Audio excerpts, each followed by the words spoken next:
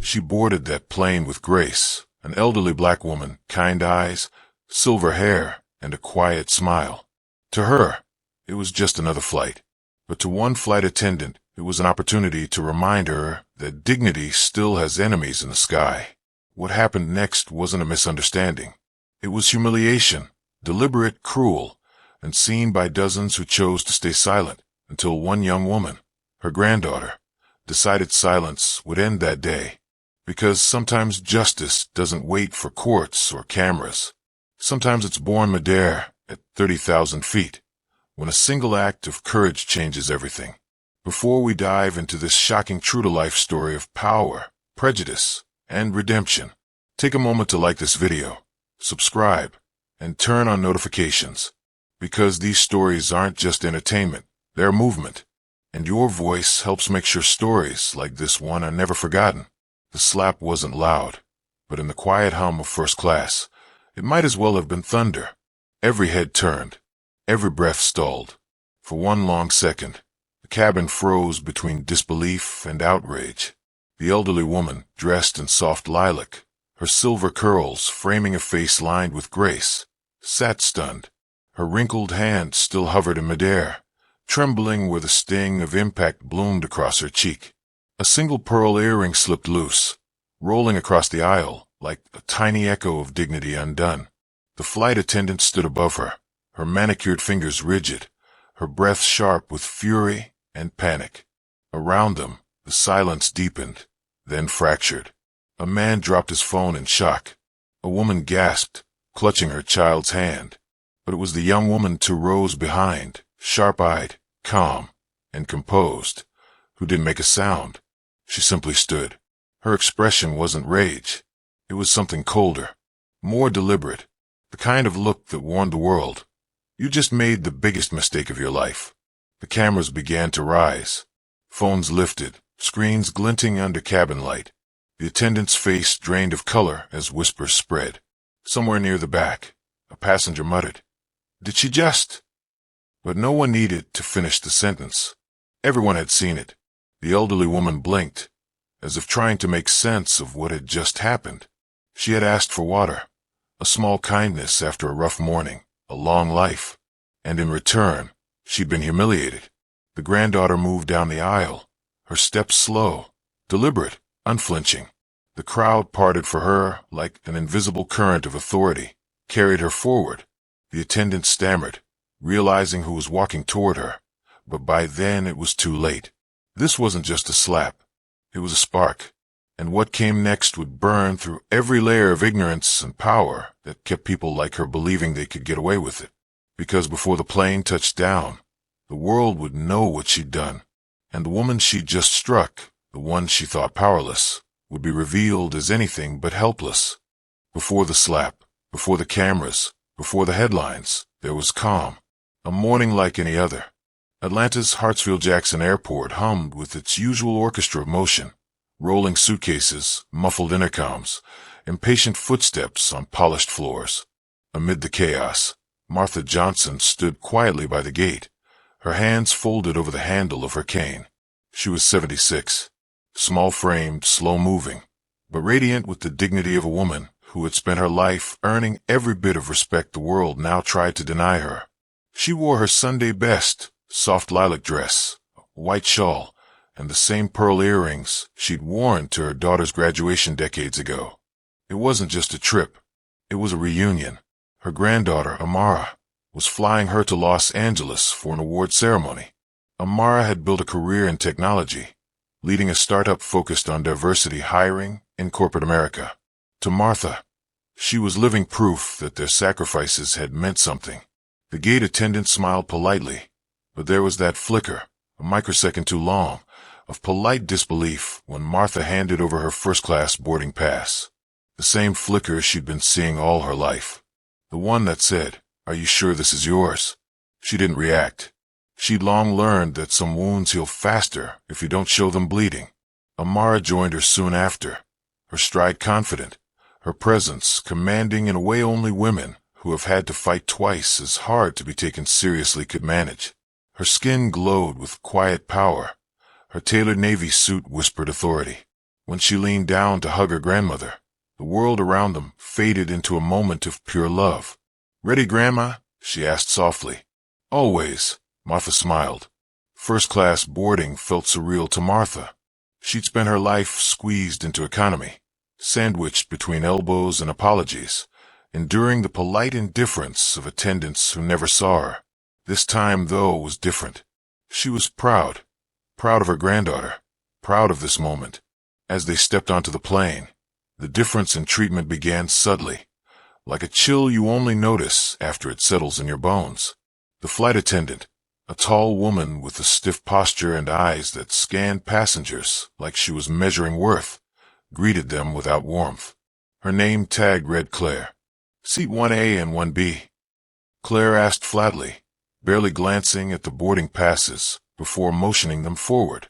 "Yes, that's us," Amara said with a polite smile. Claire didn't respond, just turned to the next passengers, her tone suddenly brighter, more welcoming. Martha noticed. She always noticed, but she didn't say a word. She simply moved toward her seat, her movements graceful, practiced, and dignified.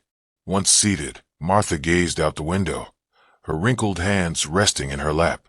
She thought about her late husband, who'd driven buses for 40 years, about the nights she'd spent sewing uniforms to make ends meet, about the days she'd been told, "We don't hire your kind." Now she was sitting in first class. She had earned this peace. But peace, it seemed, wasn't something the world liked to let her keep. It began small. A glass of water that never came. A polite request for a blanket that was misplaced. A snack cart that skipped a row twice. Amara noticed it immediately. Her jaw tightened, her tone sharpened. But Martha stopped her with a light touch. "Let it be," she whispered. "I've dealt with worse." That sentence hung heavy. It wasn't resignation, it was survival. The quiet endurance of someone who had learned that sometimes silence was the only armor that didn't draw fire. Claire's behavior wasn't loud or overt. It was quiet hostility wrapped in professionalism, the kind that could always be explained away as a misunderstanding. Her smile grew colder. Her tone clipped. She poured champagne for the white couple across the aisle, then turned her back before asking Martha or Amara if they'd like a drink. Still, Amara stayed calm. She was a professional. She'd spent years navigating the unspoken codes of microaggressions in boardrooms. But beneath that calm, something was shifting. A slow boil of anger, measured but deep. 2 hours into the flight, turbulence rocked the cabin. The seatbelt signs flashed. Claire hurried up and down the aisle, securing carts and closing bins. Martha's water spilled slightly over her tray table, and she reached for a napkin. Her hand shook slightly, the way old hands do. She pressed the call button. Claire appeared moments later, irritation already etched into her face. "What is it?" she asked. "I'm so sorry, dear. I spilled a little water. Could I have a napkin, please?" Claire's eyes flicked down, then back up. The faintest curl of disdain touched her lips. "You could have avoided that if you'd waited like everyone else," she muttered under her breath. Martha blinked, unsure she'd heard correctly. Excuse me." Claire sighed, an exaggerated, theatrical sigh. "I said, I'll get you a napkin." She walked off, the air thick with humiliation. The man beside Martha shifted uncomfortably. Amara, across the aisle, stared at her grandmother, at the quiet pain that crept into her eyes, and knew this wasn't over. When Claire returned, she didn't hand the napkin politely. She dropped it onto the tray, the paper landing half in the water. A few nearby passengers exchanged glances. No one said anything, but the silence spoke loudly enough. Amara clenched her fists. She wanted to call her out right there, but her grandmother shook her head again, that same calm strength softening the edges of rage. "Not yet," Martha's eyes seemed to say. "Not on this plane. Not like this." But "not yet" was running out of time, because sometimes injustice doesn't end quietly. It demands an explosion to be seen. And at 30,000 feet, under the hum of recycled air and the pretense of civility, that explosion was slowly, invisibly building. No one knew it yet, but before this flight landed, masks would fall, cameras would rise, and the thin line between service and supremacy would shatter completely. It hit Amara's face before she even registered the movement. The sound, the small, wet snap of humiliation, echoed louder than the engines themselves. For a second, the world froze. Passengers gasped. Someone shouted. A man stood up from his seat, calling for the captain. Amara didn't move. She just stood there, her face wet, trembling, not from fear, but from rage so cold it burned. Her grandmother reached for her, whispering her name, but Amara was somewhere else, somewhere deep in that space where restraint and fury meet. She wiped her face slowly, every motion deliberate. Then she looked at Claire, and in that single look, steady, wordless, unflinching, Claire seemed to realize she had made a catastrophic mistake. Because in that instant, Amara wasn't just a passenger. She wasn't just another black woman to be dismissed or demeaned. She was someone who had power, real power, the kind of power that didn't need to scream to destroy you. By now, flight attendants were rushing in from the economy section. Passengers were recording from every angle. The cabin, once quiet, had become a courtroom in the sky, truth hanging heavy in the air. One of the attendants pulled Claire back, whispering urgently. Claire's expression shifted from rage to panic as she noticed the phones pointed at her. The captain's voice came over the intercom, calm but tense. "Ladies and gentlemen, we're experiencing a situation in the cabin. Please remain seated." A situation. That's what they called it. Martha sat trembling, her hand gripping Amara's arm. Amara crouched beside her, checking her shoulder, her voice shaking but firm. "It's okay, Grandma. You're safe now." But even as she said it, she knew it wasn't over. Not by a long shot. Claire disappeared briefly toward the front, likely speaking with the captain.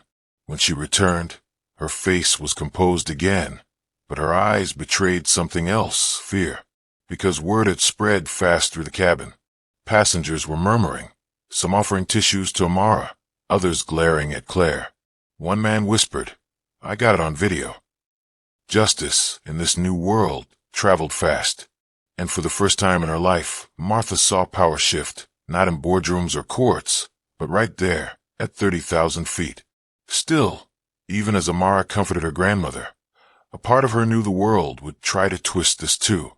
There would be excuses, defenses, accusations of overreaction. The familiar machinery of denial was already spinning somewhere below them, but something fundamental had changed. The witnesses weren't just passengers, they were participants. And they weren't going to let this story vanish, because the sky had seen what it wasn't supposed to see. An elderly black woman struck, a granddaughter spat on, and a mask of civility ripped away midair. When the plane began its descent, the cabin was silent, not peaceful, but heavy with the kind of silence that comes after truth has broken something open. Below them, the city lights of Los Angeles waited. But what waited at that gate would change everything. She turned to Martha, expression empty. "We're out of the chicken option," she said automatically, though Martha hadn't even asked yet. "Oh, I'll have the pasta then, thank you," Martha said, smiling weakly. Claire handed over the meal with a slight push, the tray sliding too far forward. Martha fumbled, trying to steady it before it toppled onto her lap. The man beside her caught it, just in time. Claire didn't apologize. She just walked away. Amara's gaze followed her, sharp as a blade. The words she wanted to say burned on her tongue. But again, her grandmother's quiet dignity kept her restrained. There was strength in silence, but also danger. Because silence can only hold back injustice for so long before it bursts. Martha tried to eat, her fork trembling slightly, but every bite felt heavy. She thought of her mother, who'd worked as a maid for white families in Alabama, and of the countless times she'd been told, "You people should be grateful for what you're given." It was strange how history didn't just repeat. It evolved, dressed itself up in professionalism and customer service uniforms, but the power behind it remained the same. Hours passed. Most of the cabin drifted into sleep. The air was quiet, except for the faint hum of engines and the occasional rustle of blankets. That's when it happened. Martha stood, steadying herself with her cane, and began walking toward the restroom. The plane shook slightly from turbulence. She wasn't fast. Her steps were careful, deliberate. But as she neared the galley, Claire appeared suddenly, blocking her path. "Ma'am," she said sharply, "the seatbelt sign is on. You need to sit down." "I just need to use the restroom, dear," Martha said gently. "It's urgent." "I said sit down," Claire repeated, louder this time. A few passengers stirred. Amara, half asleep, looked up instantly. Her grandmother froze, confused by the hostility. "I'm sorry," she whispered, beginning to turn. But as she moved, the plane jolted slightly. Her cane slipped. She reached instinctively toward the galley counter for balance, her fingers brushing against a metal edge. Claire reacted as if she'd been struck. "Don't touch me," she snapped, stepping back. It was loud enough to wake people nearby. Heads turned. Didn't," Martha began. But before she could finish, Claire reached forward and shoved her shoulder. The old woman stumbled back, her body colliding with the galley wall. A collective gasp filled the air. Amara was already unbuckling her seatbelt. She ran down the aisle, heart pounding, vision narrowing to a tunnel of disbelief and fury. "Grandma." By the time she reached her, Martha was slumped against the wall, clutching her shoulder.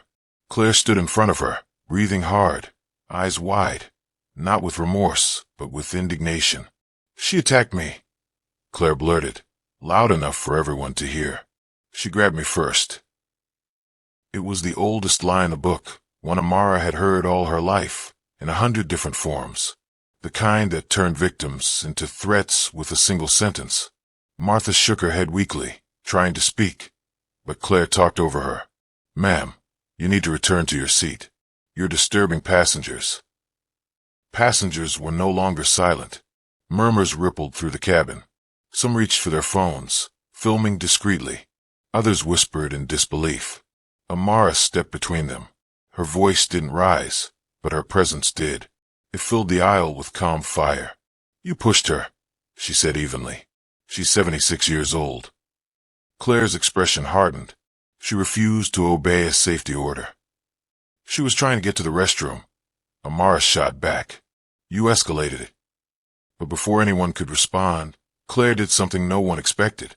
She leaned in, too close, and spat. Not words. Spit. It hit Amara's face before she even registered the movement. The sound, the small, wet snap of humiliation, echoed louder than the engines themselves. For a second, the world froze. Passengers gasped. Someone shouted. A man stood up from his seat, calling for the captain. Amara didn't move. She just stood there, her face wet, trembling, not from fear, but from rage so cold it burned. Her grandmother reached for her, whispering her name, but Amara was somewhere else, somewhere deep in that space where restraint and fury meet. She wiped her face slowly, every motion deliberate. Then she looked at Claire, and in that single look, steady, wordless, unflinching, Claire seemed to realize she had made a catastrophic mistake. Because in that instant, Amara wasn't just a passenger. She wasn't just another black woman to be dismissed or demeaned. She was someone who had power, real power, the kind of power that didn't need to scream to destroy you. By now, flight attendants were rushing in from the economy section. Passengers were recording from every angle. The cabin, once quiet, had become a courtroom in the sky. Truth hanging heavy in the air. One of the attendants pulled Claire back, whispering urgently. Claire's expression shifted from rage to panic as she noticed the phones pointed at her. The captain's voice came over the intercom, calm but tense. "Ladies and gentlemen, we're experiencing a situation in the cabin. Please remain seated." A situation. That's what they called it. Martha sat trembling, her hand gripping Amara's arm. Amara crouched beside her, checking her shoulder, her voice shaking but firm. "It's okay, Grandma. You're safe now." But even as she said it, she knew it wasn't over. Not by a long shot. Claire disappeared briefly toward the front, likely speaking with the captain. When she returned, her face was composed again, but her eyes betrayed something else, fear, because word had spread fast through the cabin. Passengers were murmuring, some offering tissues to Amara, others glaring at Claire. One man whispered, "I got on video." Justice, in this new world, traveled fast. And for the first time in her life, Martha saw power shift, not in boardrooms or courts, but right there, at 30,000 feet. Still, even as Amara comforted her grandmother, a part of her knew the world would try to twist this too. There would be excuses, defenses, accusations of overreaction. The familiar machinery of denial was already spinning somewhere below them, but something fundamental had changed. The witnesses weren't just passengers, they were participants. And they weren't going to let this story vanish, because the sky had seen what it wasn't supposed to see.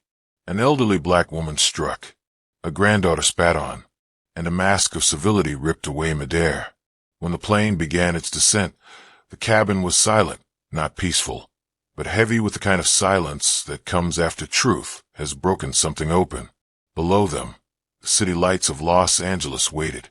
But what waited at that gate would change everything. The seatbelt light blinked on for landing, but the tension in the cabin had already reached its own violent altitude. No one spoke. No one coughed. Even the hum of the engines felt muffled, like the airplane itself was holding its breath. Amara sat rigid beside her grandmother, hands clenched in her lap. Her jaw was tight, her breathing shallow, her skin still sticky from the spit she hadn't yet wiped away. She'd used a napkin, yes, but there was something symbolic about leaving the trace there. It wasn't just humiliation, it was evidence. Claire, the flight attendant, stood near the galley pretending to check inventory. Her hand shook. She'd stopped making eye contact with anyone. But every time a phone tilted toward her, she flinched, as if the lenses themselves were knives. The captain's voice broke the silence. "Cabin crew, prepare for landing." The tone was calm, but underneath it, Amara could hear the strain. As the plane descended through clouds, Martha reached for her granddaughter's hand. Her voice was small, quivering. "Let it go, baby," she whispered. "Just let it go. We'll deal with this later." Amara shook her head slowly. "No, Grandma, we're not letting this go." When the wheels touched the runway, a ripple of relief moved through the passengers, then quickly turned to murmurs as everyone remembered what had happened. Phones lifted again. Videos replayed quietly. Words like "unbelievable," "disgusting," and "she hit her" floated through the air. The moment the seatbelt sign went off, people began standing, faster than usual, as if proximity to the injustice made them restless. Amara didn't move. She waited, watching. Claire avoided the aisle entirely, remaining at the front as if proximity to the first-class passengers might offer protection. But then came the captain. The cockpit door opened, and out stepped a tall man in his late 50s, silver-haired, composed, and visibly uncomfortable. His nameplate read Captain Dawson. He looked around, taking in the scene.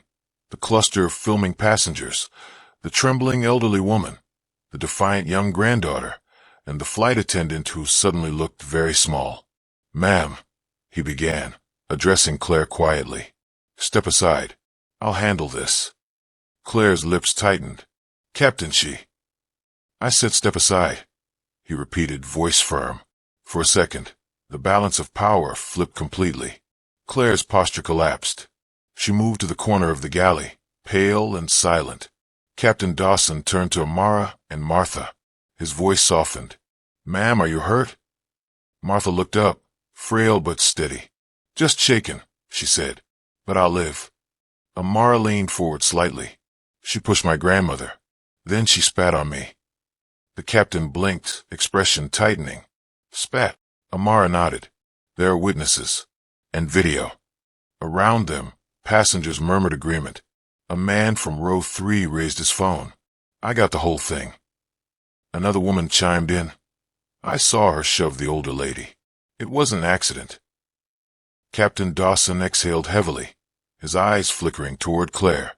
Then he said something that, for the first time, made Amara believe this might actually matter. "Ladies and gentlemen," he said loudly enough for everyone to hear, "I want to apologize on behalf of the airline. This conduct is unacceptable and will be addressed immediately." The passengers broke into low murmurs, some surprised, others nodding in agreement. But Claire snapped. Are you serious, Captain? You taking their side? She grabbed me first. Her voice cracked on the last word. It was desperation masquerading as confidence. You shoved a 76-year-old woman, Amara said quietly, her tone like ice. And you spit on me. You don't get to rewrite that. Claire stepped forward. You people are always. She stopped herself mid-sentence, but it was too late. The entire cabin heard it. The you people. Collective intake of breath sucked the air out of the room. Amara's pulse quickened. Martha's hand trembled against her granddaughter's. The captain's face hardened. That's enough, he said sharply. Claire, you're relieved of duty for the remainder of this flight. Security will meet us at the gate. Claire's jaw fell open. You can't. I can, and I just did, he said, voice steely. She froze, tears welling up, not from guilt, but disbelief that her authority had collapsed. The rest of the landing was procedural chaos. The doors opened, but no one left right away. The captain stood firm, signaling for passengers to stay seated while ground staff entered. 2 airport security officers, 1 male, 1 female, came aboard. Is this her? The officer asked. The captain nodded toward Claire. Yes. As they approached, Claire's composure finally cracked. Wait, this isn't fair. They're lying. They're making this about race. It's not. Her words tumbled into a plea, but the passengers had already become her jury. The cameras didn't stop rolling. The female officer said calmly, Ma'am, you're being temporarily detained pending investigation. Please come with us. When they took her arm, she tried to pull away, but the gesture only sealed her downfall. As she was escorted out, someone muttered, Good riddance.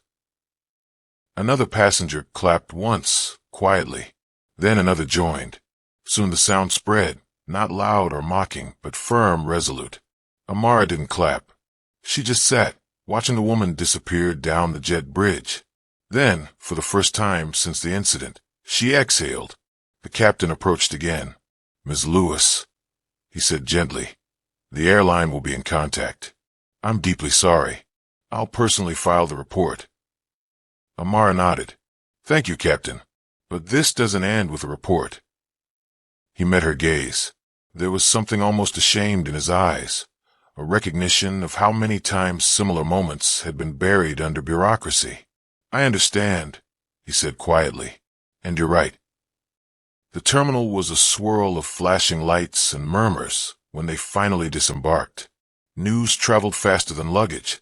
By the time Amara and Martha reached the gate, reporters had already gathered, tipped off by someone on board who'd uploaded the footage mid-flight.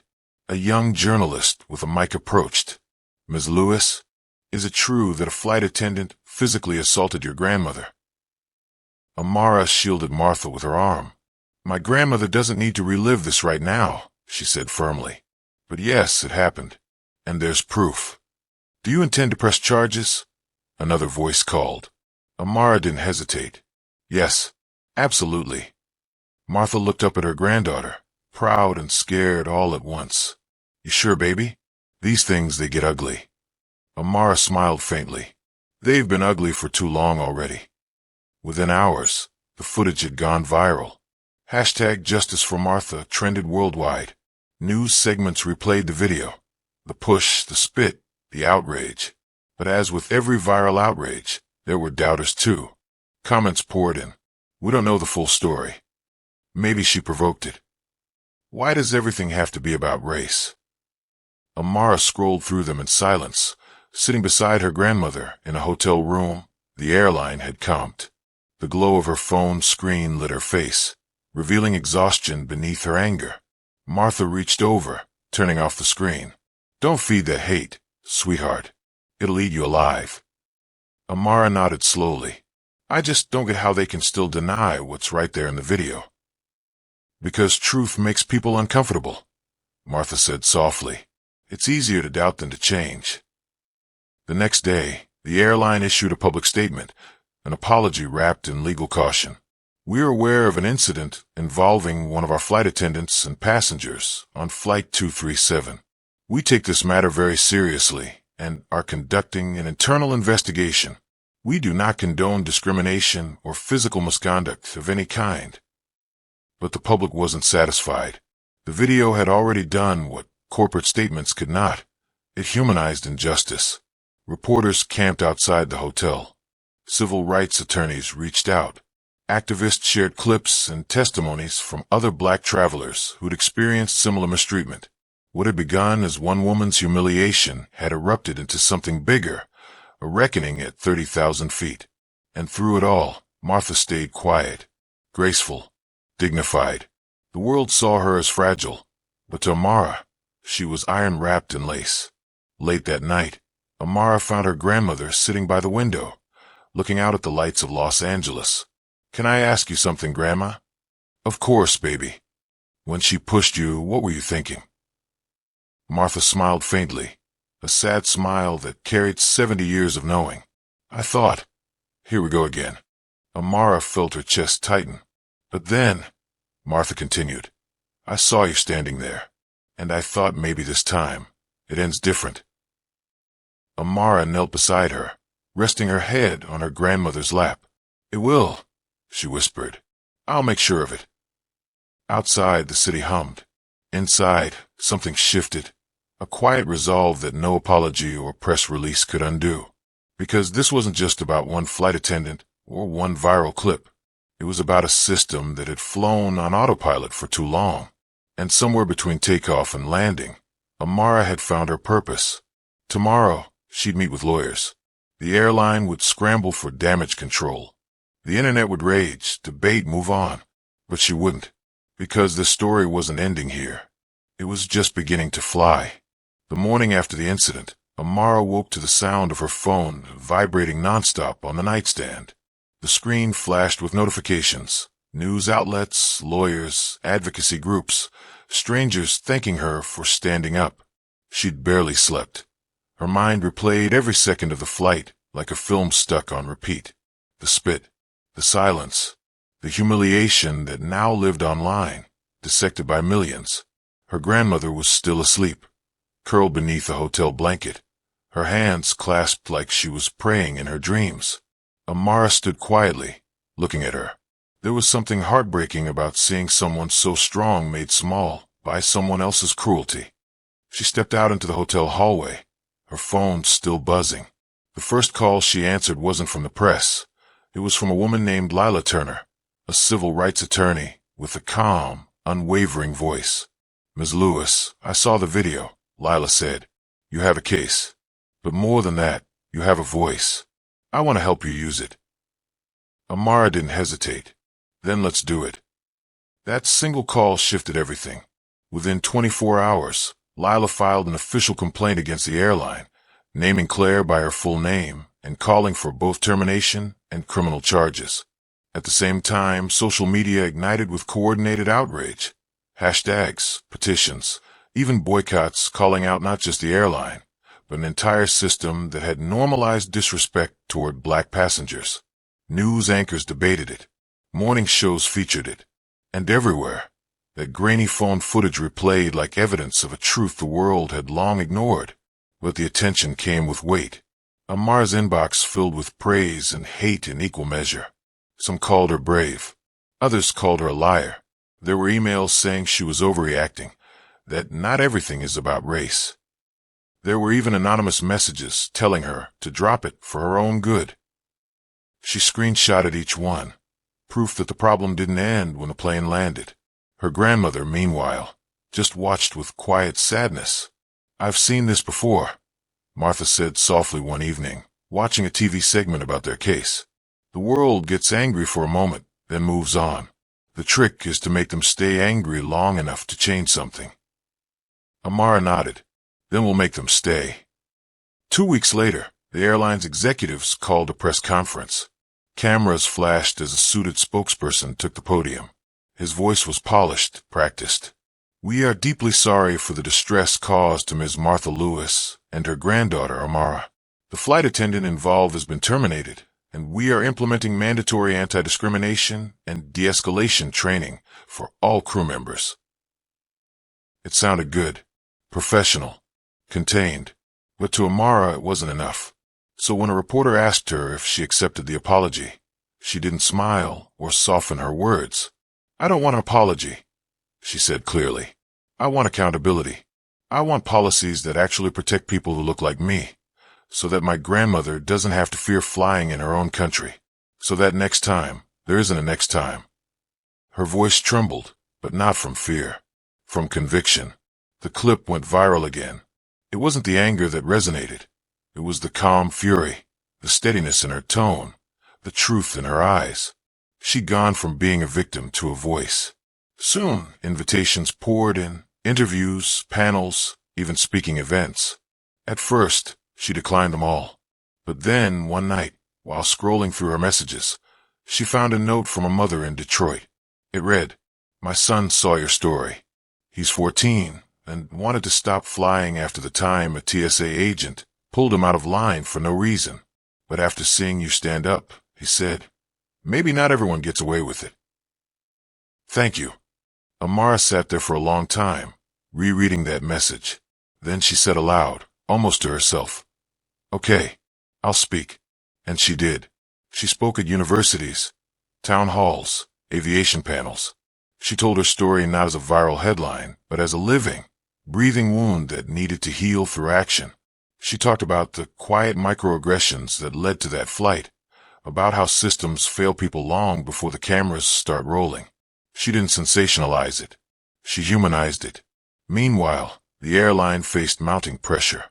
Activists demanded policy reform, and the FAA opened an inquiry into workplace discrimination complaints from other black flight attendants.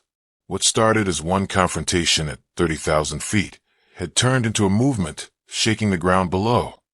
But not all of it was clean victory. A month after the press conference, Amara received a call from her lawyer, Lila.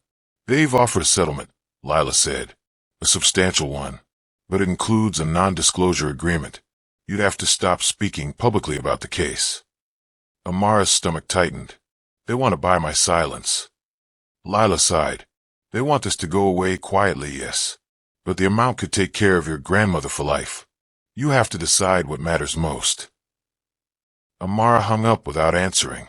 That night, she sat beside her grandmother again, both of them wrapped in the glow of the TV. A documentary was airing about their case. Martha looked over at her. "You thinking about taking it?" Amara hesitated. "It's a lot of money. You wouldn't have to worry anymore. But if I sign it, they win." Martha reached for her hand. "Child, sometimes winning doesn't mean punishing them. It means freeing yourself." Amara looked down at their interlocked fingers, the wrinkles of one hand and the youth of the other. "Maybe," she said quietly, "but if I stop now, someone else will go through what we did, and they won't have a camera, or a lawyer, or anyone to believe them." Martha smiled, weary but proud. "Then I guess you already know your answer." The next morning, Amara declined the settlement. She posted a public statement instead. They offered silence. "I chose truth. Justice doesn't come from hush money. It comes from change." It went viral again. That same week, a coalition of civil rights groups announced new legislation proposals, the Passenger Equity Act, aimed at banning discriminatory behavior by airline personnel and ensuring mandatory bias training for all flight staff. Her story had become the spark behind a national reform effort. Months later, Amara and Martha flew again. Same airline, same route, this time invited to speak at a diversity conference in D.C. When they boarded, the cabin crew greeted them warmly, almost nervously. A few passengers even recognized them, offering quiet smiles. It wasn't perfect. The world hadn't changed overnight, but something had shifted. There was awareness now, an uncomfortable, necessary light shining on what used to hide in plain sight. As the plane ascended, Martha turned to her granddaughter. "You see that?" she whispered, pointing to the clouds. "Feels different up here now." Amara smiled faintly. "Yeah," she said, "because we didn't let them take the sky from us." They sat together in silence as the sunlight spilled through the window. It was the same sky that had once felt hostile, now reclaimed by courage and truth. Amara looked down at the world below, tiny, complex, in motion, and thought of all the stories still waiting to be told. For every one that made headlines, 1,000 others never did. But maybe, just maybe, this was how the change began. Not in the grand gestures, but in the small acts of defiance that refused to be forgotten. The plane leveled off. The seatbelt light dimmed.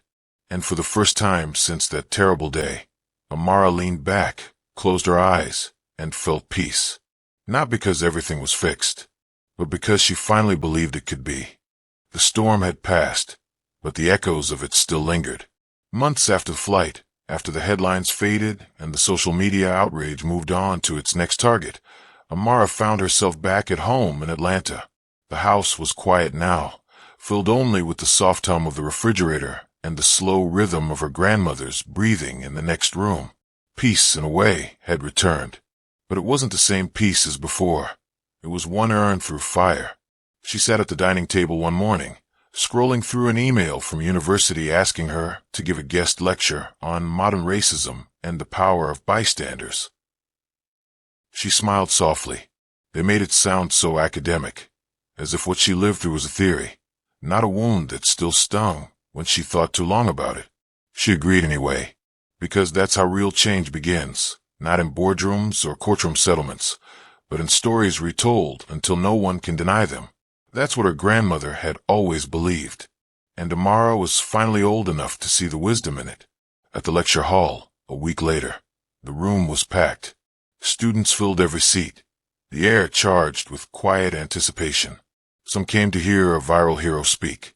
Others came to understand how something like that could still happen in 2025. Amara took the stage, her voice steady. She didn't start with the flight. She started with her grandmother. She told them about a woman born in the 1940s, who grew up drinking from colored water fountains and walking past restaurants she wasn't allowed to enter.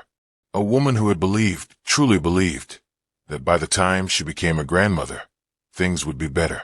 Then she told them how, 70 years later, that same woman was slapped by someone in uniform, not because she did something wrong, but because of the skin she was born in. The room was silent. You could hear every inhale, every small shift in the seats. And then Amara said, "The point isn't that it happened. The point is that it still happens." Her voice didn't rise. It deepened.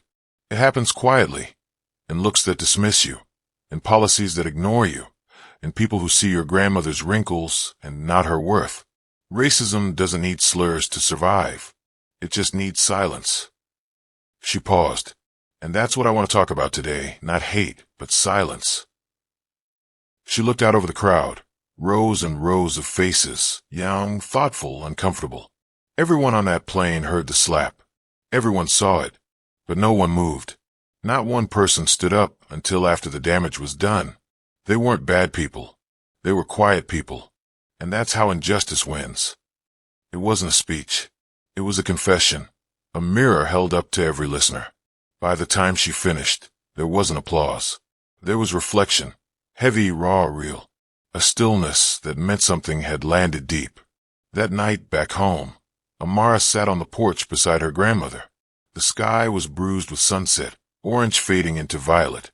Fireflies blinked in the grass.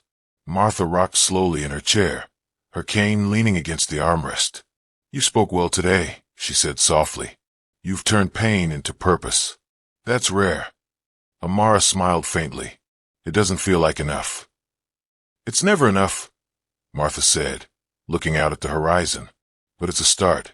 You lit match, baby. Don't worry about lighting the whole sky." Amara leaned back, breathing in the night air, thick with humidity, but somehow cleansing. The world wasn't fixed. The system wasn't healed. But something inside her was. She had seen firsthand that justice wasn't a single victory. It was a chain reaction. Every voice, every story, every moment of courage linked together, refusing to let the world go back to sleep. And maybe, she thought, that was what her grandmother's generation had always hoped for. Not perfection, but persistence. Weeks later, the airline finally announced its new anti-discrimination program, named the Lewis Initiative, in honor of Martha. Every flight attendant, pilot, and crew member was now required to undergo empathy and bias training designed around real passenger experiences. Amara didn't cry when she heard the news. She just exhaled, long, steady, almost disbelieving. Her grandmother, though, wept quietly. "You did it," she whispered. Amara shook her head. "We did." Because the truth was, this wasn't just their story anymore. It belonged to every person who had ever been dismissed, disrespected, or dehumanized, and still found the strength to stand tall. It was proof that pain can be transformed into progress, that one voice can echo farther than hate intends. A few days later, Amara posted one final message online. It wasn't about outrage or trending hashtags. It was about legacy. She wrote, "My grandmother once told me, the sky belongs to all of us." That's what this fight was about. Not just a slap, not just a headline, but dignity. If you see someone being disrespected, don't wait for the cameras to roll. Don't wait until it's safe. Speak up in a moment, because silence is the soil where hate grows. And if you ever wonder whether your voice matters, remember, it was one voice that changed a policy, one story that started a movement. Maybe the next one is yours. Her post went viral, not because it was dramatic, but because it was true. People began sharing their own experiences under the hashtag the sky belongs to all of us. Stories of bias, resilience, and small acts of defiance flooded timelines across the world. Some were heartbreaking. Some were hopeful. All were human. It became more than a movement. It became a reminder that empathy, once awakened, is contagious. That night, as the stars shimmered faintly above, Amara looked out her bedroom window at the sky, that endless, silent witness to everything humanity does below. She thought about her grandmother's hand on hers that day, trembling but strong, about the quiet strength of every person who refused to stay quiet anymore, about how change doesn't roar. It whispers again and again until it can't be ignored. And she smiled, whispering to herself, "We're not done yet." Because racism doesn't vanish overnight. Justice doesn't fall from the sky. It's built one story, one stand, one small act of courage at a time. So if you're hearing this, she'd say, don't just feel it. Do something. Speak. Act. Share. Because every time you refuse to stay silent, the world shifts just a little closer to right. And maybe, when enough of us do that, the sky really will belong to all of us. She didn't just survive a flight. She changed its course. And maybe that's what justice looks like, not a landing, but takeoff towards something better.